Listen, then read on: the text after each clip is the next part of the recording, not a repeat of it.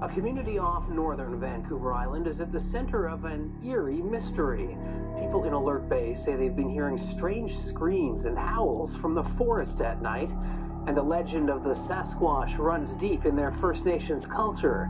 As CTV's Gord Kurbis reports, some are now wondering if those legends are real. We heard it once, and I didn't get the recording, and then the second time I got the recording. And that's it was on the back porch. Very eerie. The audio was recorded just recently on the backside of Cormorant Island. It's been heard by many all over the island. This summer I've heard it 3 times. I've heard it scream 3 times. But it's been coming here for years. Whatever's been making the noise is heard primarily at night.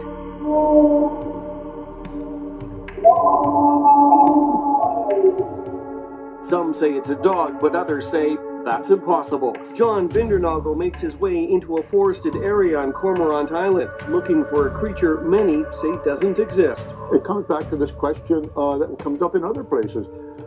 Not why is it here, how could it be here, but there is evidence that it is here. Well, the wildlife biologist is one of North America's best-known Sasquatch researchers. He's here because many on the island in the community of Alert Bay are seeing and hearing something they can't explain. Vocalizations which we really can't attribute to wolves, coyotes, loons, owls. So it's in that area of possible Sasquatch. While the howls and screams that have been heard throughout Alert Bay could be dismissed as simply animal noises, you have to keep in mind that Cormorant Island is a location where there is no wildlife. There's no bears, no cougars, not even any deer. And while you could dismiss the noises, there have been plenty of sightings. One person that's seen it, her father lives in Alert Bay, and she came up to visit her father.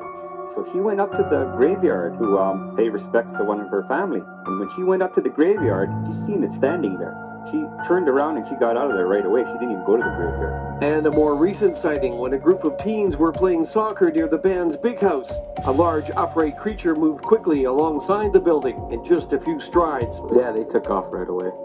They don't even stay there anymore after the dark. But the thing that's happening now is with the dogs start answering it and it quits.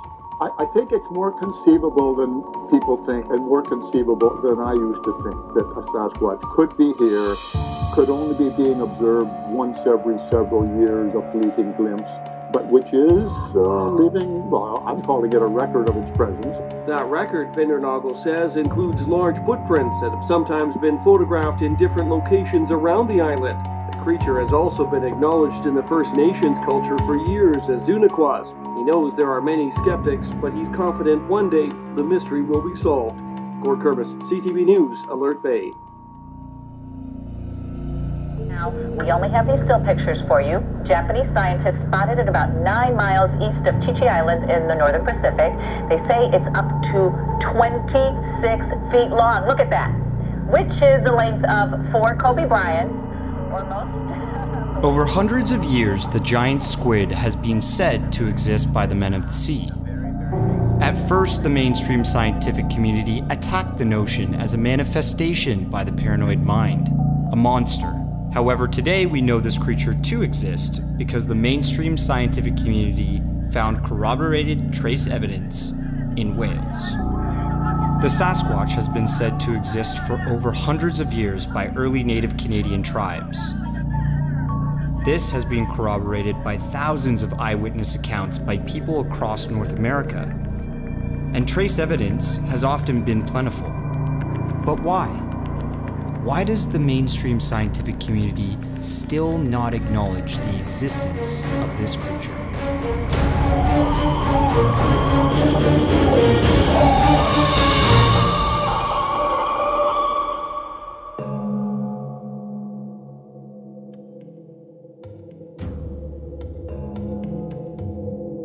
This is actually modeled after a jaw, a fossil that consists of only the body of the mandible and the teeth that it contained, of Gigantopithecus blacki. This is a inferred reconstruction of Gigantopithecus, but Gigantopithecus has long been considered a sort of a potential ancestor for Sasquatch. In short, it's the right size in the right place at the right time to potentially have expanded its range from Eastern Asia into North America and may be, in fact, ancestral to Sasquatch. Its cranial proportions actually are remarkably similar to those seen on the Patterson-Gimlin film subject, which provides us a very convincing and compelling piece of photographic evidence.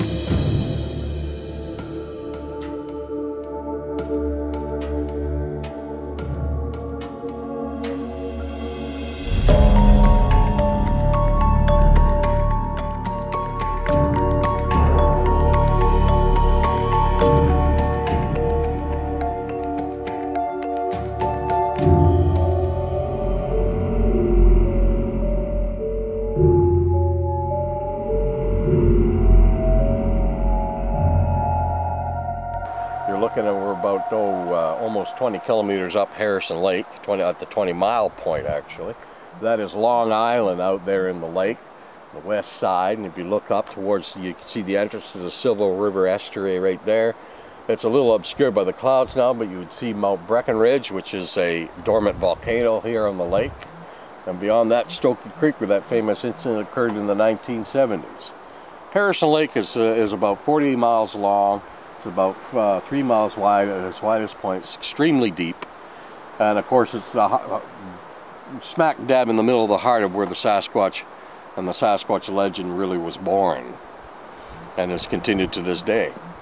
Well, there seems to be a very good ecological correlation between credible Sasquatch reports and habitat type and rainfall. If you look at a clinal map showing 18 plus inches of annual precipitation, that pretty much encompasses all of the habitat that we find credible Sasquatch reports. British Columbia has that nature of habitat, moist, wet forests. In fact, the west coast of British Columbia and even inland at the Continental Divide boasts some of the largest temperate rainforests on the continent. And it's my personal opinion that the temperate rainforests were the initial core habitat of this creature. And they have since spread out to occupy much more diverse habitats, much like the black bear. In fact, if you look at the range of distribution of the black bear in North America, it's remarkably similar to what we think is a reasonable range distribution for Sasquatch. But if we look at the habitat across British Columbia, there are vast areas with very little human population that almost certainly harbor Sasquatch.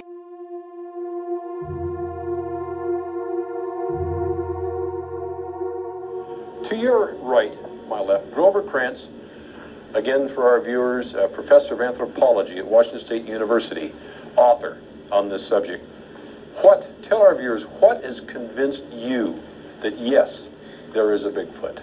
Well, the first thing that convinced me was back in 1970 when I saw and studied a pair of footprint casts from up in the northeastern corner of Washington. And this is one we refer to now as cripple foot. The right foot was badly crippled, and I tried to reconstruct the likely bone structure.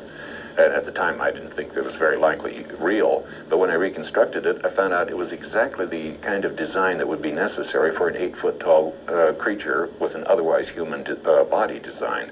And I figured nobody could have figured this out. And this, you say it's the casts that have convinced you? Yes, not just that they are cast, but in some of them I can see some details of anatomy that I figured nobody else could have plotted from nothing. And I see them in the footprints, and I figure if somebody faked those, he had to know more about human anatomy than I do, and a more inventive mind than mine, and I don't think there is anybody like that. Bosberg cripplefoot. It still remains one of the most interesting, I think, one of the most interesting cases. So here's a pair of tracks that were cast in Bosberg, Washington, up near the Canadian border in northeastern Washington state. This foot's quite normal, a normal, healthy Sasquatch, let's put it that way. But this one shows some remarkable pathologies to it. It was either the result of a crushing injury in adulthood, or it could have been a neuropathy, a spinal cord lesion, say, that caused damage down the nerves to the distal features and then caused the tissue, soft tissues, to pull the foot into a contorted posture. You can see the toes are pushed out of alignment, bent off at odd angles. The third toe's probably just simply pushed up out of alignment with the other toes so that it doesn't leave an imprint. But really telling here are these two bulges on this side. Now the position of these bulges in a modern human would be way back here on a foot of this length, because we have a disproportionately shorter calcaneus. The greatly elongated calcaneus, for greater leverage, massive weight, corresponding to the massive weight of this creature, displaces these landmarks more distally or further down the foot. The possibility, or the probability, let's put it that way, the probability that a hoaxer would stumble on a representation of this pathology, which to an orthopedic surgeon or a podiatrist seems quite natural. For someone to have, in 1972 especially, to have concocted something that was so convincing and to have incorporated this particular pathology in a divergent location, or an anomalous, let's put it that way, an anomalous location vis-a-vis a human foot, but in precisely the right place for it to correspond with the position of that joint in other examples of midfoot flexibility. It just is, it defies imagination. What is the name of the famous videotape that our viewers are about to see? Okay, that's sometimes referred to as the Patterson-Gimlin film. The Patterson film.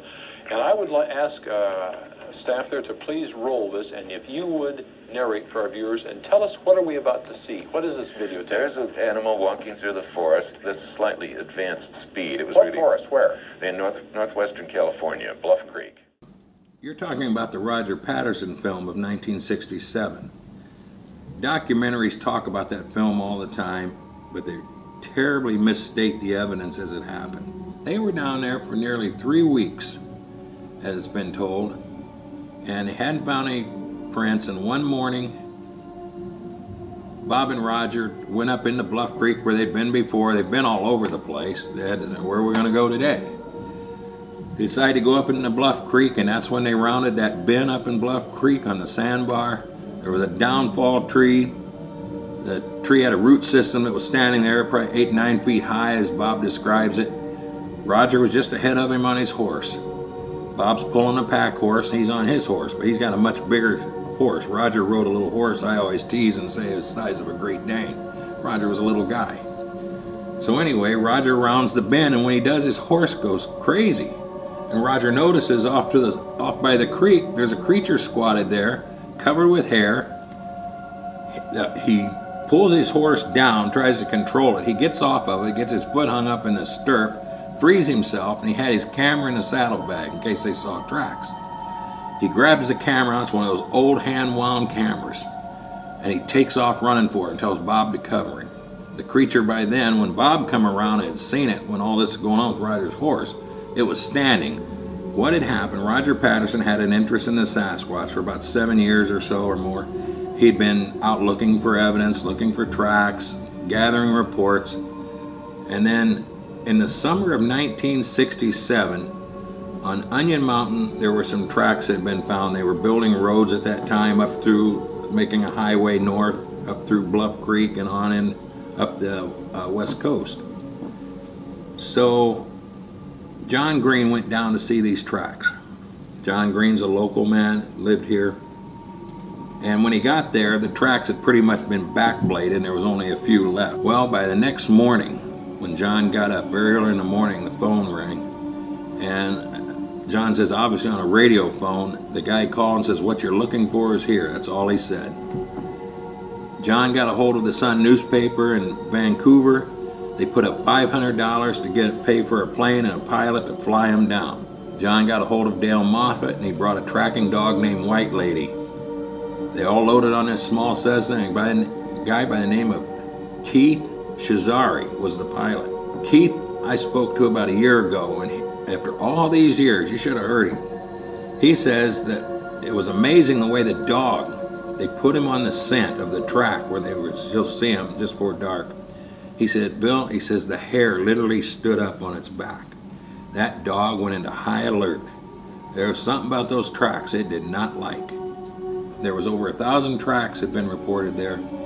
They counted, I think, 560, 70 tracks that were still left. Other people had been there to see them. Some had run over them, had stepped on them.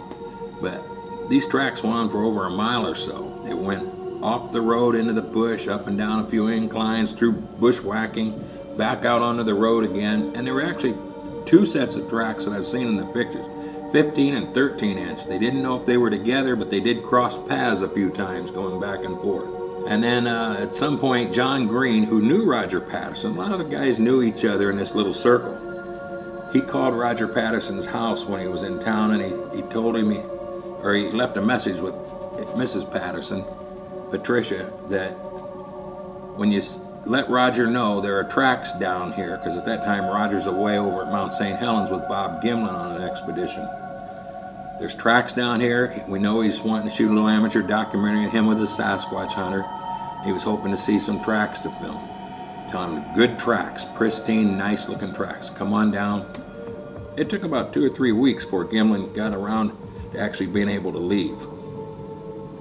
Him and Roger took off for Bluff Creek. By the time they got down there, Bob's told me that when we got down there, you could see where the tracks had been, a lot of them, but he says because of the rains and they were in dust and dirt, loose dirt, had kind of washed them out and took a lot of the definition out. You could tell they were footprints, but they weren't really the nice pristine tracks like John Green had described.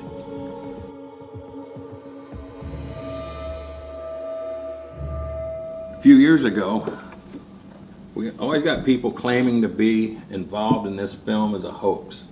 And it's so disappointing that the news media is willing to welcome somebody claiming a hoax without investigation, without question. And this is what happened when Ray Wallace died. Ray Wallace had a construction company down in Bluff Creek many years ago, and then by the time the Patterson film was shot, he'd moved his operation back to Washington. But yet, every time footprints show up, they wanted to blame, oh, Ray had a pair of wooden carvings here. If Sasquatch does not exist, as the skeptics and critics would assert, would maintain, then all of the footprint evidence out there has been hoaxed. And of course, we know of one individual whose family claimed that indeed he had hoaxed all of the footprints in the western United States over the years by fabricating these carved wooden feet that were strapped to boots and worn by his brother and cousins and nephews and so forth to traipse around the Pacific Northwest and western United States. Where to begin? What was most dismaying was the speed with which the media grabbed onto this as the explanation. Finally the mystery was solved. The mystery of Bigfoot had been accounted for by these ridiculously crude and non-anatomical carved wooden feet, with no prerequisite that they account for how these were used, really practically used, in creating not only individual footprints, but long lines of tracks that in some instances were followed by investigators for miles. So you got Dan Rather with CBS, you got Fox News, you got MSNBC going on, the mystery of Bigfoot has been solved. It was Ray Wallace, according to the Ray Wallace family. Oh, wow. So let's take a look at that. They didn't. So what I did is I got Ray Wallace's carving, and I took, despite the fact that many of these were different lengths than the carving, different widths than the carving, I made them all the same length, I made them all the same width, and I can tell you, a 5-year-old, a beginner, if you'd have just made the comparison, you could see that this wood carving in its toe line could not have made that. But yet, these news channels, Ray never tried to fool anybody, but yet skeptics, when you see the tracks along the road, they left this flat appearance, flat, flat, flat. Well, where's the recesses? This is in fine dust and dirt. It left flat tracks. Where green and everybody stepped with their logging boots, their regular shoes, their tennis shoes, you can see the imprint of every sole pattern. This here would have left like a sponge print in that fine dirt. It would not have left a flat, which a pad does when you step all that weight down on it. It would not have been flat. And all of a sudden now they got to think, oh gosh, we were so certain that Ray Wallace made these. The transfer of evidence from this pattern on the bottom of this foot, which they call a stomper, could not have made this track. Claimant who seems to get the most attention on this point is Bob Hieronymus, who claimed to be the man in the fur suit.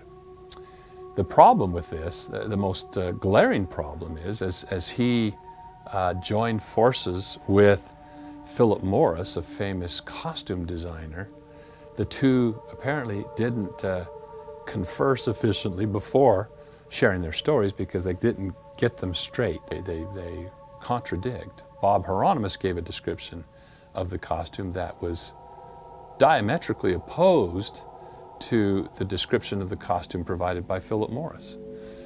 Hieronymus describes a costume that was made out of a green horsehide and talked about it being in two principal pieces, one that came over the top, you know, like pajama tops, but without any buttons or enclosures, just a piece that was probably stitched up the back, and a pair of stiff trousers that he wore, of course, and he had football pads, he claimed, and other padding to bulk him out a bit. And then a football helmet that had a fake face built out around it with a single eye opening, because Bob has one glass eye, and they used his spare glass eye in the face of the costume in order to catch the glint of the sun, he claimed. Now imagine walking in this unwieldy costume with a single port of vision, which he claims was a good 2 inches away from his eye. So put a little toilet paper roll up against your eye and then go out there, close the other, and try to walk on an uneven, irregular surface. But if that wasn't enough, then Philip Morris claimed that Roger had simply purchased and then modified one of his off-the-shelf costumes.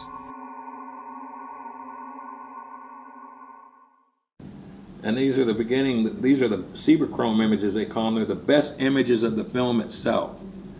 Here you can see the toes on the bottom of the animal. It's in motion. This foot's a little blurred. And here's at the end of the stride, this is one of the things I always point out to people. Notice how the foot is vertical to the ground. Look down here, the foot is hardly off the ground, it's already vertical to the ground. When people walk, and I explain this to folks that come out, even the skeptics, I tell them, listen, when people walk, their feet barely come 15 degrees off the ground. It's like a pendulum. They don't lift their feet vertical, high and vertical. I said, if you want to try doing it, it's hard enough to stand that way. But if you try walking that way, and as far as I know, no one has ever been able to duplicate that. Our bone structure just does not allow it. When you have a foot that has a longitudinal arch, as in the human, then the entire foot is incorporated into the lever. And that imposes bending stresses on the toes. So the human toes have gotten much shorter. They are there not so much for prehension as for traction. They prevent the foot from slipping back when we're walking and running, and especially the big toe. If we have a foot that has a midfoot flexibility, then when the heel comes up, like this, the weight's not concentrated under the ball of the foot, instead it's under the entire midfoot. A biomechanical foot, and there's anthropology studies in scientific journals that talk about this. When the foot is in motion, it flexes. There are things that take place, and these toes, for instance, when you go to bend your foot, a Sasquatch has what we call a mid-tarsal break.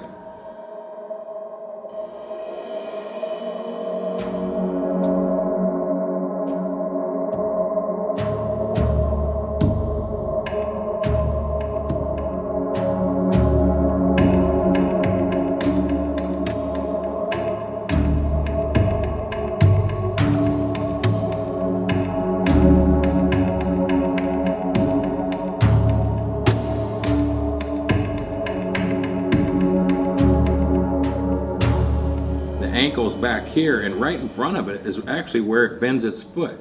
You can see it in the film, you see it in the footprints. The ball of the foot was deeper, and of course the toes are always deeper because by then all of the weight of the animal has come forward. This part's lifted off the ground, and you got everything, and your toes work like hydraulics. You got muscles and tendons pressing down, and now you've got 800,000 pounds instead of being scattered over the whole foot. You got it on the front of the foot, then you got it on the toes last, and they sink in the deepest of the whole track. Here's a picture of 2005 where me and the watchman at 20 Mile Bay made it up to the top of a mountain that had a road over switchback on it. And I walked over, and this track was there. Again, the big heel didn't even press here, the ball and the bulbous toes. It even reached a certain depth of dampness because this had water in it, and the air dries it out, but the farther down you deep, you get into the moisture. This is my footprint. After I'd filmed it, I'm a pretty big guy, I took my foot for scale and put it right alongside of it. I have a pointed heels, people do. Our heels are much narrower than the big rounded heel of a Sasquatch. Many years later, I'm talking to John Green, and he allows me to see some of his pictures from Blue Creek Mountain taken in the summer of 1967. This is the tracks, the 15 and 13-inch track where they crossed each other's paths at one point, and by golly, the heel stepped, the foot cupped, looked like it rolled over onto the ball, and the toes imprinted into the ground right here.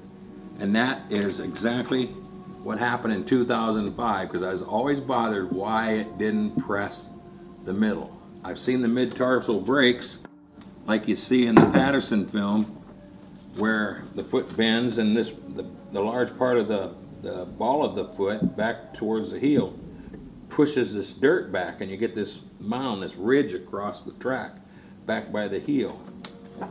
So that's another sign of a real working foot. I mean, you look at example like, you know, this big male, big heavy male, and look at that. There's no differential pressure there. There's a little bit across this point here, but there's no indication of an arch.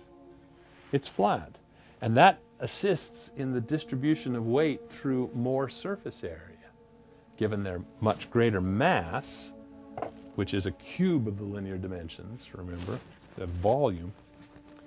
So, the Sasquatch foot walks through a step cycle in a much different manner than we do. Given their long toes, they also, and their shorter legs, they also have a tendency to have a high stepping gait, which is also an advantage when you're walking through rough and irregular terrain. We get trained walking on sidewalks and flat floors to barely lift our foot sufficient to clear our toes on that featureless flat surface. When you go out hiking, you find, you know, you have to adjust a little bit. Or if you're walking down the sidewalk and the two sections of the sidewalk are slightly askew due to frost heave or something, or a root, boom, you know, you can trip over just a quarter inch of difference. That's because we're so efficient. We minimize the amount of muscle effort to swing our foot. And in contrast to that, Patty seems to be walking through tall grass, even though she's walking on the sandbar, because her typical substrate that she's walking through is brush and scrub and grass. So in the film, if you do stabilization of the creature, you can see it had finger movement, it had wrist movement. It bent at the elbows. You put a man in a suit, because the arms are so long, people say, well, maybe he was using sticks to, I think Hieronymus, as somebody suggested this, Bob Hieronymus was the last guy to claim to be in a suit. Possibly he used some sort of sticks or apparatus, even though Hieronymus, in his story, which I don't believe a word of, he said he slipped his hands in the gloves. But the problem is he's 5'10" or so, he's under 6 feet. And when we bend, then our arms have to bend at their elbow. Our wrists have to bend here. In order to get as wide as the back was, like Grover Krantz said once, you'd have to hold your arms up to the side of the elbows to get the shoulder width. Then you got this, so then you got to use some apparatus to swing the arms. But these bend, because you can see in the film. In the original film, people saw it, you could see the muscle movement. It's one thing to try to make a fake suit look like it's got muscles, or even make a muscle look like it moves. But these muscles in the film work off of each other. They fire in a certain sequence when we all walk or we bend our elbows. When we move, everything works in a certain sequence off the other. To make something mechanical that could do all that and mimic perfectly nature, it's ridiculous. And it wasn't really available at the time. But then, furthermore, a few years ago, National Geographic, for the first time in history, they did a study where they used science. They used photogrammetry and optic measuring. That's where you can take mathematics, you take the lens that size that Patterson used, you can take known measurements that were taken on the film site, you can take a film frame, and you can tell distances to everything, the size of everything. This animal in its stooped walking posture from the ground, top of its head, leaning forward, deep knee bends, 7 feet 6 inches high. That put all the 6 foot high guys out of the running as far as I'm concerned. That means standing erect. If it would stand straight up, you could figure at least another 6 inches, put up around 8 feet. They went on to say that only 1 out of 100 million human beings reach the height of 8 feet tall. And those that do have noted abnormalities in their walking gait. This creature walked like it was in its birthday suit. When Roger got behind it and it was walking away up the valley, you could see the space between its legs. This creature was, had shoulders that were a good 36 inches apart. And the pelvis was as well. When I wrote my article, Who's Hoaxing Who in the Making of Bigfoot, I showed a guy in an attack dog suit all padded up. He waddled like a penguin because your legs are so bulked, they rub together. You don't have that freedom of motion when you walk. This creature did. 8 feet tall. When you get up over 8 feet tall, you're getting up around the Guinness World Book of Records.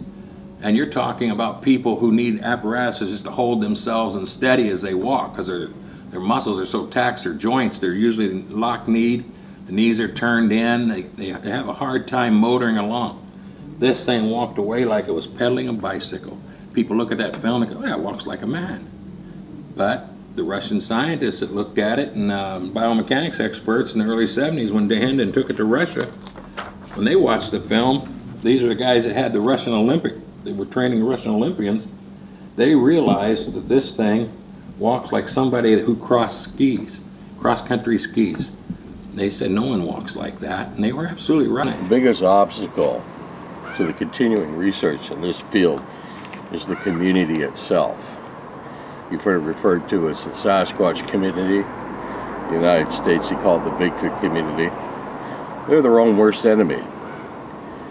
More than anything, the whole field now resembles more like an asylum that's being taken over by the inmates. And I'm going to say something that is different from anything else in this room, okay? We will not find evidence, it is my belief, of Bigfoot, although we will see Bigfoot from time to time. At this precise point in the universe, there are 3 or 4 other Earths functioning at different energy frequencies or dimensions. Bigfoot lives in one of those dimensions. It is a non-violent form of life. It eats plant food, but it does have enemies. Several of the enemies are quite larger than Bigfoot, and then there's little packs like wild dogs. When Bigfoot encounters them, Bigfoot has the capability of changing the energy frequency of its body form. Sometimes, it's like having a rheostat here and dialing. Sometimes he ends up here on planet Earth. And he's here, stabilizes for a short period of time, and then what occurs is he dials himself back and goes back to his other frequency. This is an explanation of why everybody says they see him, but these people over here are saying they never. There is no evidence. I'm Peter Watts, and I wonder if someone actually killed one, and it was in these dimensions. Would it just disappear after it died, or would it stay there? That is the word that we had. If one died here, they would also move it back. People going around with spouting all kinds of rubbish and nonsense and taking all kinds of hoaxing and fake footage and fake reports, and getting it all on YouTube and the internet, which has not helped matters at all. And it's put the whole question into the realm of what you would call tabloid research.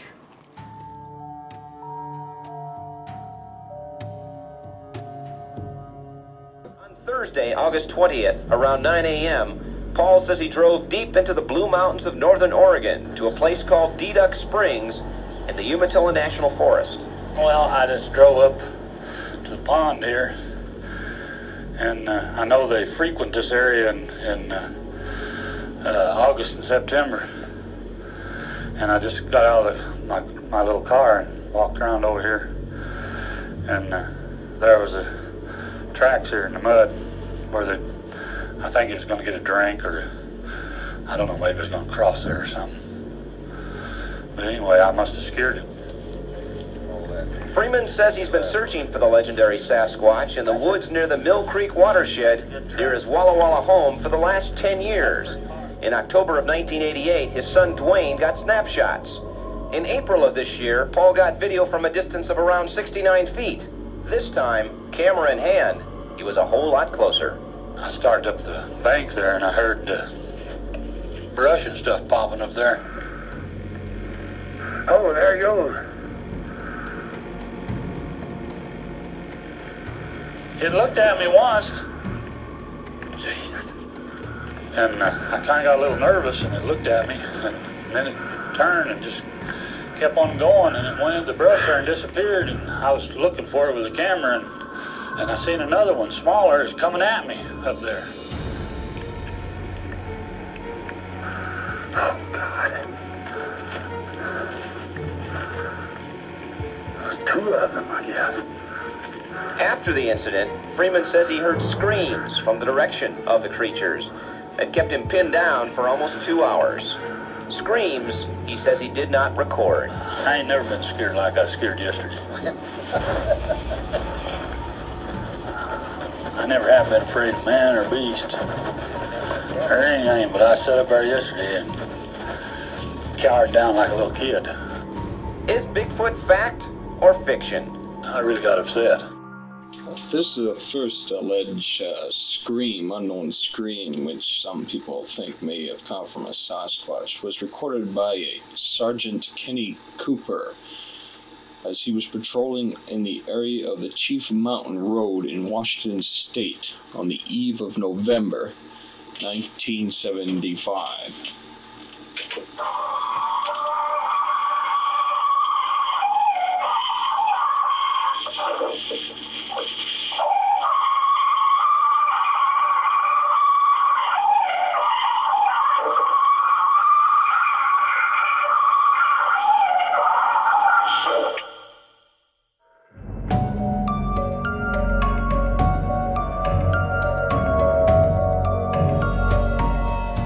Another interesting one happened at Ruby Creek in 1941. It's unique because Jeannie Chapman, who lived on a farm there, again, the road only went up to Ruby Creek, and then beyond a couple miles was her farm. You had to go through the forest or down the railroad tracks. That's the only thing that could take you in that direction was the railroad at that time. By 1956, there had been several such reported sightings, which had been reported in small local newspapers.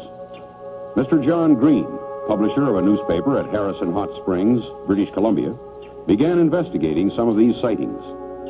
Here is John Green to report on a sighting he investigated in 1957. When I first came here in about 1957, it was still pretty well open. But all this has grown up since then. Now, what happened at that time was that Mrs. George Chapman, who lived in a house down by the river behind me here, she was in the house and the children were outside. One of them came in and told her that there was a cow coming out of the woods. So she looked out and she saw this man-like thing, but about 8 feet tall and completely covered with hair like a bear. And she knew it to be a Sasquatch. This was, quite a well-known thing to the Indian people. And she was frightened, so she took the children, ran down to the river, and then through the graveyard, which is right behind me here, and came out just about here onto the track, and then ran on down to Ruby Creek. Now, she'd really only had one quick look at the thing, so it wouldn't be that convincing a story, except that a lot of people immediately went back there and saw these enormous tracks. Mr. Tifting, of course, was one of them, and can describe just what the tracks were like and what they did. Well, he came through the bush into the shed, or the lean-to of the house. And there was a barrel of dried fish or smoked salmon, rather. And he broke the barrel, and there was some fish eaten there and thrown around. And then he went down the riverbank and apparently took a drink and then come back up on the other side of the house, through the garden patch, and up to CPR fence and stepped with 1 foot on that side of the fence and 1 foot on this side of the fence. I can walk right over it. And the footprints was about 18 inches, like.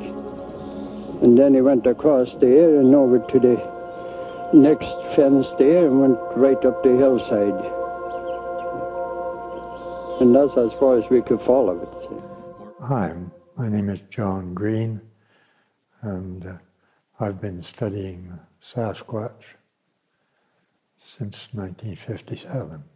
Custodian at the local high school was named as somebody that had investigated a report at a little farther up the railroad, and the Indian lady came looking for her husband, who worked on the section gang, and said that, well, this monster had come out of the woods right with it, walking towards their house she was in. You're talking about Mrs. Chapman? Yes.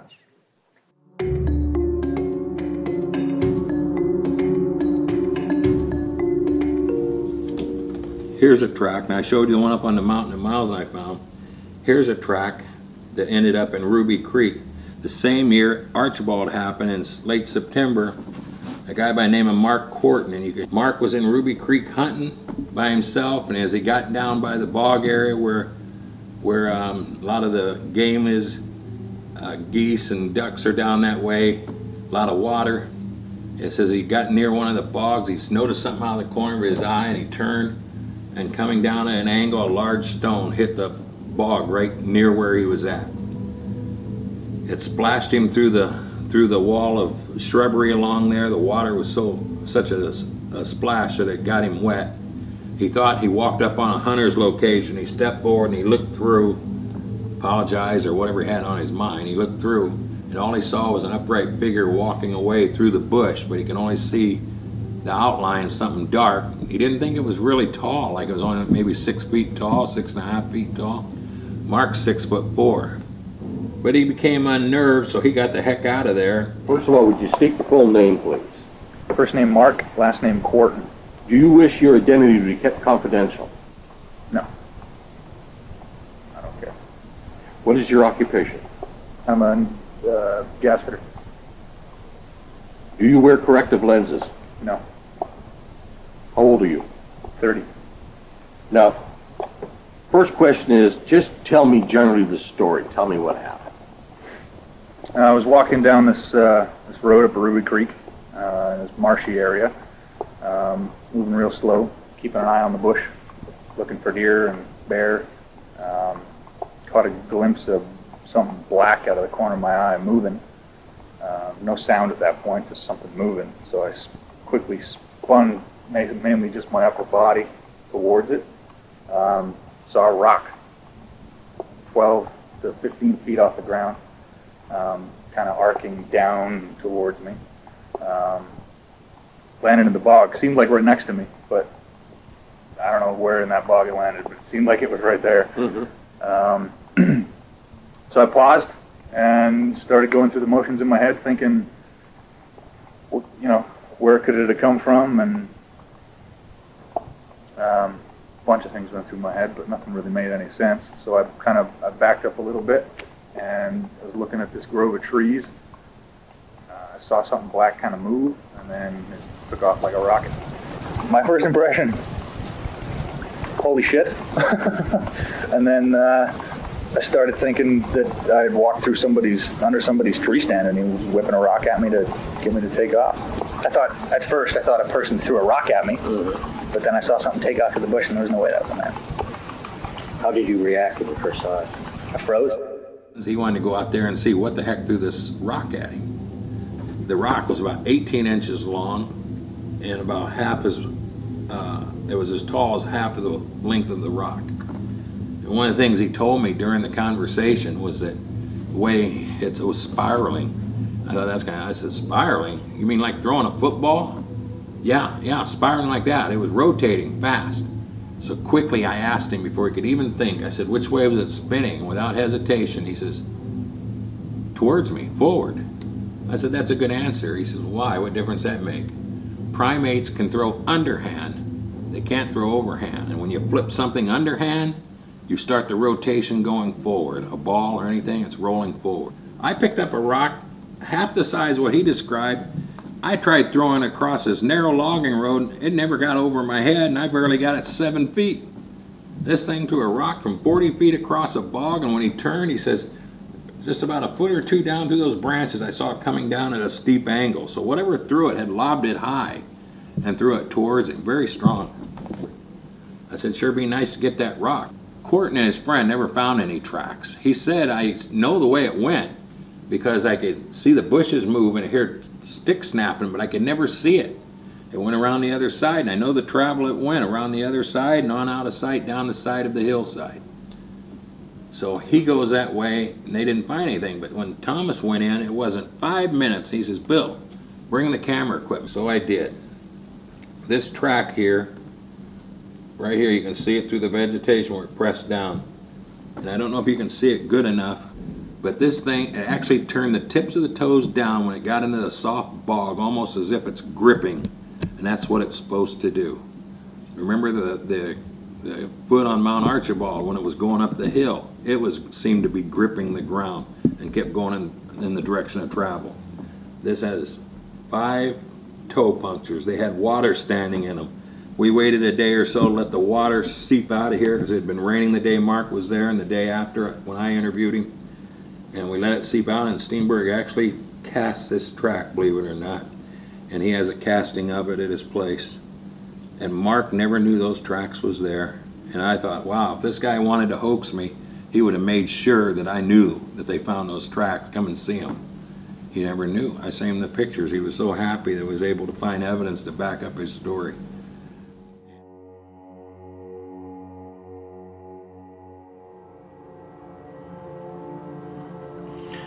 This is my file 10162, which concerns an incident I investigated that happened on September 21st, 2008. Myself and a female researcher by the name of Chrissy found 3 footprints, one of which was cast, and you can see it right in front of you here. It was in bog debris. A footprint in layers and layers of bog debris. And as you can see, that's not the best stuff to try and cast something with. So I was quite pleasantly surprised I managed to get any impression out of it at all. There were 2 other tracks, one of which Miss Chrissy destroyed herself by sinking up to her crotch in mud and falling on it. And the second set was destroyed by a dog, which had clawed it. And the dog was going for this track too when I got a hold of it and told her to tie the damn thing up. So we went back the next day because we thought because it had been so warm and dry that it would dry out, and it did. And we cast it at that time because bad weather was due to come back in. We wanted to make sure we got a good casting made before the track was destroyed. But you're looking at the original out of the ground casting right there. Now if you want to know the classics, I mentioned the Jacko capture up at Yale. That was very interesting. Thomas Steenberg and myself a few years ago were the first researchers in 125 years that actually found that location by the number 4 tunnel. Everything was like it was in the Daily Colonist article. A train was coming from Lytton, and in those days a gravel road from Agassiz out to Ruby Creek stopped, and it was all forest, all the way up to Hope, all the way up to Yale. There was no road at that time. So this train was coming from Lytton. It rounded the bend. It says, when the number 4 tunnel first came into sight, we saw something laying by the tracks up ahead. We thought it was someone laying there. It blew its whistle. It didn't move. So they had to eventually stop the train. They dismounted, they went towards it, and when they got up to it, it had come to and it scrambled up the rock bluff. It got up so high, about 10 feet or so, because there are 2 rock ledges possible where they said it happened, that it could have gotten to, and they're about 10 feet high. We didn't know which one, they didn't say in the article, but it got hung up. So they called for the bell rope. They didn't know what this strange creature was. It was covered with hair. They never seen anything like it. The term Sasquatch hadn't been coined until the 1920s, I believe, over here at Chehalis by J.W. Burns. So they got the bell rope, they captured it, they telegraphed into town telling them, hey, the train has stopped, you have to tell them why. In those days, a lot of robbery stuff going on, not to worry, we're a little bit behind. They're bringing this creature in that we captured. So they took it into town, the whole town had heard about this news, it was in a stir. They stopped short of town and dropped it off at the machine shop. They had a doctor named Hannington examine it. In his report, he says that it was 4 feet 7 inches tall, 127 pounds, covered with short black hair all over its body. It had hands and feet, and it said paws in parentheses, like a human's, like a man's, but all the fingers ran in the same direction, no opposing thumb like we had. The feet had 5 toes like we have.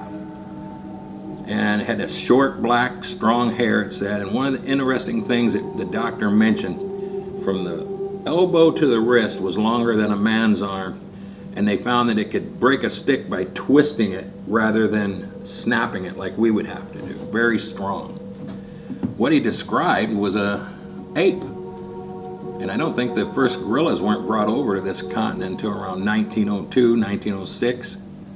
So that 25 years earlier, they wouldn't even actually seen gorillas. They would have seen monkeys probably, but not gorillas. Because what you're describing is the size of a chimp or a small gorilla. Those are expensive exotic animals. I said, no one dumps them on logging roads like an old dog you don't want anymore. I said, a Sasquatch is not born big. It comes out as a youngster and it has to grow. They think it got too close to the rock bluff and had fallen and it was just knocked out and knocked the wind out or something. That's how they wound up seeing it by the tracks. They go to take it to England, and somewhere along the line there's no real trail on it. It ran out. They don't know what exactly happened to it. But in those days, I can only speculate whether you be at sea or on a train. If something dies, you don't leave it laying there, especially if you got a long trip ahead, because they're worried about plague and getting sick from a dead body. No way to preserve it. So they probably pitched it overboard, not knowing what it was. And that was unfortunate, because there was that one opportunity that they could have had the body, and they didn't, and they discarded it. Hi, Bigfoot, Sasquatch, Abominable Snowman, call him or her whatever you want. It's a controversy as old as the hills in which they're sighted, and as fresh as the winds have been blowing the last couple days, because in recent weeks, more sightings. The controversy continues. There's a photo sent to us from an alleged sighting, and I believe we have another picture there. Yes, and there we have another picture. Now, let's go from the photographs to the eyewitnesses. I'm going to ask here, who here in this audience has seen Bigfoot? You, sir, identify yourself. My name's Gary Weiler. I was hunting elk in about 1982 with some family and some friends. It was whereabouts? Up in out of Milton Free Water area, the Blue Mountain Range. The Blue Mountains. We were just getting done hunting. It was just starting to get dark. We were camped at the end of a meadow. We were all standing there, and we noticed an object come out of the far into the meadow, came straight at us, and then paralleled us. We figured maybe it saw the fire or something. How far away? 200 yards. It had just began to snow. It was plenty light out. We could see it was up on 2 hind legs walking. We figured it wasn't no bear, because a bear usually does not walk on his hind legs no 100 yards, 150 yards, usually only under attack or something like that. They'll get up on their legs. But it walked through parallel to us to the edge of the woods, and then stopped, fiddled around. I don't know what it was doing, just standing there, and then that was the end of it. We didn't want to go after it. How big would you say? Well, to get an idea, at first, when we saw it come out, we thought it was an elk. Elk is a pretty massive animal, you know, and then when we realized it wasn't on 4 legs, it was up on 2, we got a little more curious. We had scopes. We tried to see, you know, better. We couldn't tell no hair color or anything. We knew it was dark, blackish color. And it was rather big, you know, probably 9-10 feet tall. What was it walking on? Snow. Did it leave tracks? We did not go up there to look. We weren't interested, you know, like I say, you know, brave white hunters, you know, but we didn't want to go look.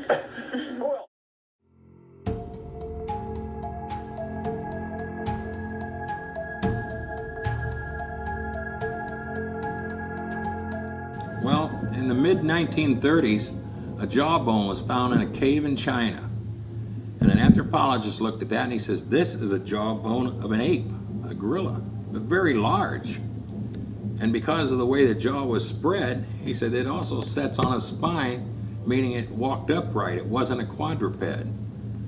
They estimated that it probably would have been around 8 to 10 feet tall. They had teeth. Had some of the teeth still in the lower jawbone.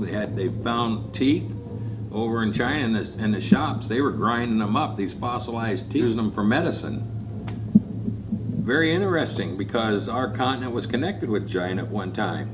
That was the only one at the time. Since then, 4 more jawbones have been found between Vietnam, India, and China. So these things were spread out over a long distance.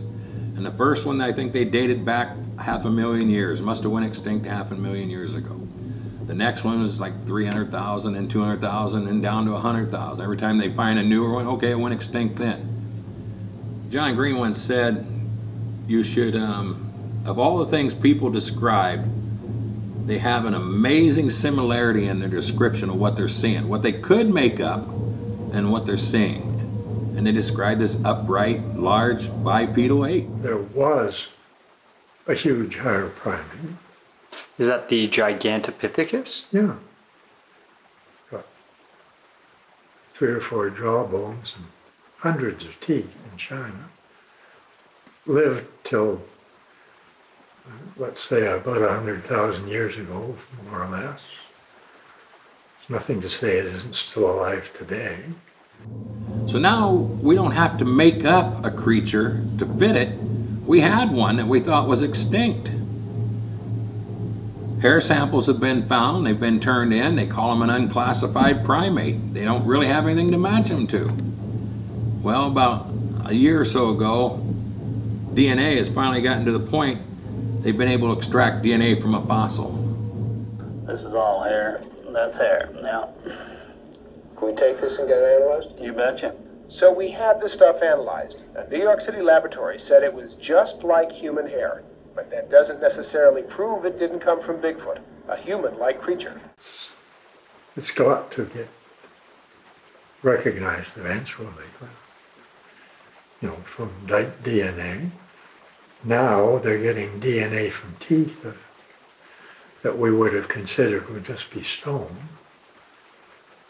So as these, since this is possible, why on earth aren't they studying this? Now, because we have hair samples that have been called unknown primates, there's no classification to put them to, I am hoping they will be able to get some of these teeth, because now over 4,000 teeth since the early finding of the first jawbone have been collected. And I'm hoping that one of them will be early enough to our time that they'll be able to get DNA from it. If they do, and they could match that to the hair samples of this unknown primate, then science will tell us exactly what a Sasquatch was. They didn't go extinct. This is what people have been saying for years. On the A&E Bigfoot special, they mentioned that not even 1,000 years ago, when the first Norsemen landed on the East Coast, they were writing about these hair-covered creatures that would come out at night, because they called it doing their work mostly at night. Were stealing salmon from the net. You could always tell when they're around. They had to smell. They're describing a Sasquatch.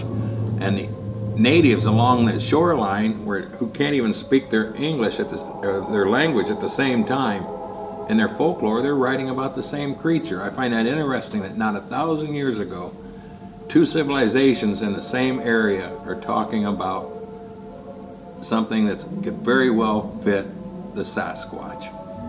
This hairy, upright, man-like creature. And I find that very compelling. So you believe it's a creature that hasn't actually gone extinct, coexisting with humanity throughout our history, probably even older than humanity. Yeah, that's right, because so many descriptions where people have seen them in their headlights, even police officers in their spotlights have claimed to have seen them at night on patrols. They claim they have this eye glow, this eye shine. I asked the late Grover Krantz, anthropologist from Washington. I asked the current anthropologist from Idaho State University, Jeff Meldrum, has man ever had nocturnal capabilities? Would they have eye shine? And they said there's nothing in the record to substantiate that that ever happened. I put on a monkey suit, my eyes are still human. They don't glow. The Sasquatch, the light hits its eyes, they glow like a coyote, like a bear. Scientists don't make decisions as to whether things are this or that.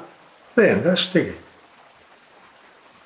And I thought, oh, good Lord, I've been trying to get them to investigate for half a century. They don't investigate. They have beliefs, and anything that is contrary to their belief, they won't investigate. So these people have beliefs. They're not scientists. I'm Grover Krantz. I'm a professor of anthropology here at Washington State University. I teach courses in dealing with physical anthropology, introduction to the subject, human evolution, human races, the human skeleton, and sometimes seminars on advanced subjects. Do you feel compelled to still make the case for the existence of Bigfoot? Well, I'm satisfied that this Bigfoot thing exists. Trying to make the case or argue for it on the present evidence is largely futile, but I'd like as much as possible to let the word out as to what I found out and what I'm doing.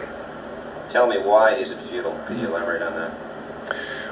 Almost any scientist will tell you in no uncertain terms that you will prove the existence of the Bigfoot or Sasquatch by bringing in a body or a substantial piece of one. No other evidence is proof. They are adamant about this. Scientific world does not work the same as the legal world. Eyewitness testimony really doesn't mean much. Anecdotal evidence doesn't mean much. Photographic, video evidence doesn't mean much. They need something to physically examine. Basically, you have to lay a Sasquatch out on the table for it. So, unless that happens, this will remain in the elements, for lack of a better term, on the fringe. And for me, what I need to do is I gotta find that hard physical evidence that will confirm to the people who really matter that the Sasquatch does indeed exist. It wouldn't surprise me if the physical remains of a Sasquatch are laid out on a table one day. They won't be found by a researcher like me in the bush. They'll be found by some anthropology student who found them in a long-forgotten museum box or drawer somewhere. It wouldn't surprise me one bit.